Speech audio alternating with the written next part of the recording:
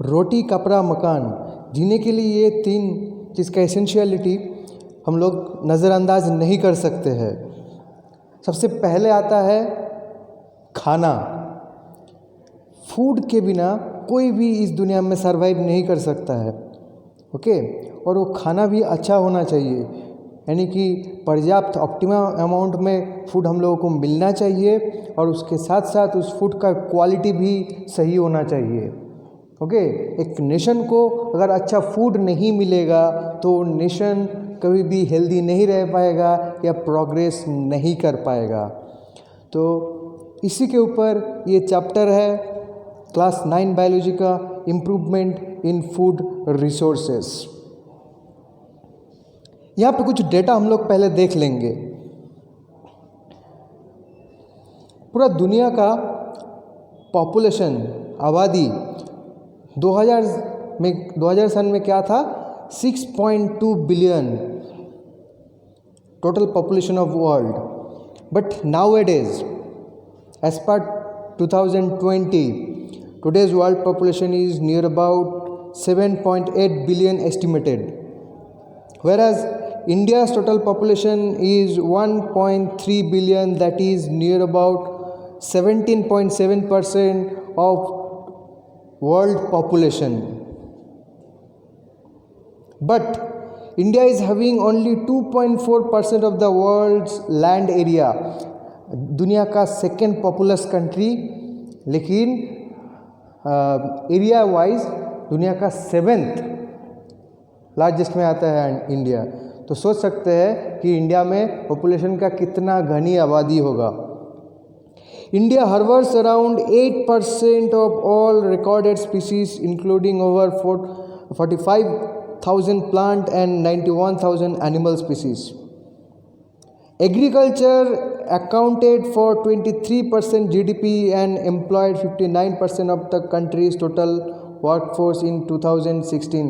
2016 के इस सर्वे के अकॉर्डिंगली इंडिया में एग्रीकल्चर एक बहुत ही महत्वपूर्ण रोल प्ले करता है, ओके। इंडिया का टोटल जो ग्रॉस डोमेस्टिक प्रोडक्ट यानी कि जीडीपी, उसका 23% ऑक्यूपाई करके रखा है एग्रीकल्चर ने, और इंडिया में जितना एम्प्लॉयमेंट मिलता है उसका 59% देता है एग्रीकल्चर सेक्टर। तो सोच सकते हैं एग्रीकल्चर हम लोगों के लिए कितना इम्पॉर्टेंट है। Agriculture with its allied sector is the largest source of livelihood in India. 70% of its rural households still depend primarily on agriculture for their livelihood, with 82% of farmers being small and marginal scale. तो अभी भी India का 70% rural population या rural जो गांव में, जो गांव देहात में जो घर है वो डिपेंडेंट है एग्रीकल्चर के ऊपर। कंटिन्यूसली वो लोग मेहनत करते हुए जा रहे हैं और मेहनत करते करते जो पूरा नेशन को फूड प्रोवाइड कर रहा है। तो हम लोग यहाँ पे क्या ध्यान रखना है? फूड तो प्रोड्यूस हम लोग करेंगे, लेकिन उसके साथ साथ क्वालिटी और क्वांटिटी भी मेंटेन करना होगा। Now we will see what is agriculture. Agriculture is an applied branch of biology which deals with cultivation of plants and rearing of animals। यानी कि एग्रीकल्चर बायोलॉजी का ही एक ब्रांच है। अप्लाइड बायोलॉजी मतलब इसको हम लोग हकीकत में अप्लाई कर सकते हैं, यानी कि खेती बाड़ी जो करते हैं हम लोग, या डोमेस्टिक एनिमल्स को जो पालते पोसते हैं, ये सबको कहा जाता है एग्रीकल्चर। एग्रीकल्चर का 2 ब्रॉड कैटेगरीज है, agronomy and animal husbandry. Agronomy means cultivation of plants, खेती बाड़ी करना, and animal husbandry means rearing and raising of animals, kettles या फिश, कैटल्स या पोल्ट्री बर्ड्स, ये सबको पालन पोषण करना को कहा जाता है एनिमल हस्बेंड्री। तो ये दोनों जो एस्पेक्ट है, इसके ऊपर जो न्यू इंडिया है वो डिपेंडेंट है, क्योंकि ये दोनों चीज़ से हम लोगों को फूड मिलता है, उसका साथ साथ हम लोग इकोनॉमिकल ग्रोथ भी कर रहे हैं। If you talk about the crops, what are the types of crops which are cultivated in India? Crops, first we will define crops. When plants of same kind are grown and cultivated at one place on a large scale is called crop plant. देख रहे हैं कि एक ही ज़मीन में एक ही तरह का बहुत सारे प्लांट कल्टीवेट किया जा रहा है, तो इस तरह का प्रैक्टिस को कहा जाता है क्रॉपिंग। और उसी जब एक वाइल्ड में मानो कि एक कहीं पे एक अकेला एक पैडी प्लांट है या व्हीट प्लांट है, उसको क्रॉप नहीं कहा जाएगा। जब वही व्हीट या पैडी प्लांट को जब सैकड़ों के तादाद में एक ही ज़मीन में बोया जाएगा, रोपा जाएगा, तो उस चीज़ को हम लोग क्रॉप बोल सकते हैं। अब टाइप्स ऑफ क्रॉप्स देखते हैं। Cereal crops, the most important crop, example paddy, wheat, मेज। अब सीरियल क्रॉप जो है, सीरियल क्रॉप से हम लोगों को स्टेपल फूड आता है, यानी कि खाना में जिसका मतलब ज़्यादा होता है, रोटी या चावल, ये आता है किस चीज़ से? पैडी, व्हीट, मेज, बार्ली, ये सब चीज़ से। These are the source of carbohydrate to us. Pulses, ये दाल, gram, green gram, lentil, pea, black gram, कि मूंग, मसूर, अरहर जो भी है, इस चीज़ से हम लोग को प्रोटीन मिलता है। तो पल्स क्रॉप किसके लिए, पल्स क्रॉप का इंपॉर्टेंस क्या है? We are getting protein from them. Vegetables, potato, cabbage, cauliflower, tomato, ladies finger, whatever vegetables we are eating every day, they are source of vitamins and minerals. Fruits, mango, lychee, orange, they are also source of different kinds of minerals and vitamins. Spices, मसाला जो होता है, cardamom, clove, garlic, turmeric, यानी कि मसाला में जो आता है, okay, हल्दी, धनिया, जीरा, लौंग, इलायच, ये सब। Fodder crops, fodder means cattle feed, चारा, यानी कि गाय भैंस को जो खिलाया जाता है। It is berseem, Napier grass, wild oats, hybrid Napier, Sudan grass, these are example of fodder crops. Commercial crops मतलब इसका फूड वैल्यू तो उतना नहीं है, लेकिन इस चीज़ को एक्सपोर्ट करके हम लोगों को बहुत सारे पैसा आमदनी होता है। We can earn money, we can gain economic benefit, they are known as commercial crop. Example tea, coffee, rubber and cotton. Oil seed crop, these are the sources of lipid or fat.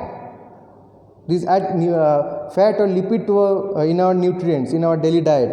Example, mustard oil we get from mustard, sunflower oil we get from sunflower, soya oil we get from soya bean. Okay, so these are different types of crops which are cultivated in tropical countries like India. Next we'll talk about the cropping season. Tropical countries have mainly two cropping season, kharif season and rabi season. Okay, kharif season मतलब monsoon and summer जो season है उसको कहते हैं kharif season, and rabi season मतलब जाड़े का महीना, winter, is called rabi season. There is one more season that is called zaid season, जो कि समर, गर्मी का शुरुआती जो समय है उसको जेड सीजन कहा जाता है। तो यहाँ पे हम लोग देख लेंगे कि खरीफ क्रॉप और रबी क्रॉप क्या होता है, यानी कि खरीफ सीजन में जो क्रॉपिंग किया जाता है उसको कहा जाता है खरीफ क्रॉप, और रबी सीजन में जो क्रॉप कल्टीवेट किया जाता है उसको कहा जाता है रबी क्रॉप। अब इन लोगों के बारे में थोड़ा डिटेल जानकारी ले लेते हैं। So what are kharif crops? Kharif crops are those crops which are grown during monsoon, rainy season में जो ग्रो होता है। ओके, यानी कि शोइंग किया जाता है मई, जून, जुलाई इस समय में, और सितंबर, अक्टूबर में हार्वेस्टिंग हो जाता है, कटाई हो जाता है। They are called kharif crops.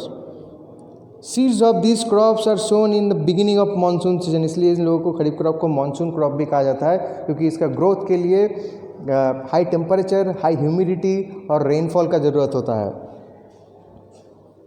After maturing this crops are harvested at the end of the monsoon season, that is October, November. Example, rice is the main kharif crop of India. Apart from rice, maize or corn, soybean, sugarcane, ganna, groundnut, मूंगफली and cotton, these are some examples of kharif crop. Rabi crop, Rabi season means winter season. Crops which are grown during the winter season, sown during the time of September, October and harvested during the time of March, April are called Rabi crop. Seeds of these crops are sown in the beginning of winter season. because growth of rabi crops needs less temperature and less humidity. After maturation of crops, they are harvested at the end of the winter season, अप्रैल में. जैसे सर्दी खत्म हो जाता है, गर्मी start होने वाला होता है, तब उसको कटाई हो जाता है, हार्वेस्टिंग हो जाता है. Example, wheat is the main rabi crop of India. Apart from that, oat, chickpea, mustard, almond, broccoli, these are some examples of rabi crop. यानी कि सर्दी में, विंटर के समय जो जो सब्जी, जो जो क्रॉप हम लोगों को मिलता रहता है. Third one, it is less important, that is zide crops. Zide means early summer. So zide crops are early summer crops. They grow in time period mainly from March to June. यानी कि रबी season ख़त्म हो गया है और खरीफ season start होने वाला है. इस बीच में जो गैप रहता है, उस गैप को यूटिलाइज करके फार्मर कुछ क्रॉप को कल्टीवेट करते हैं. These crops are mainly grown in summer season during a period called zide crop season.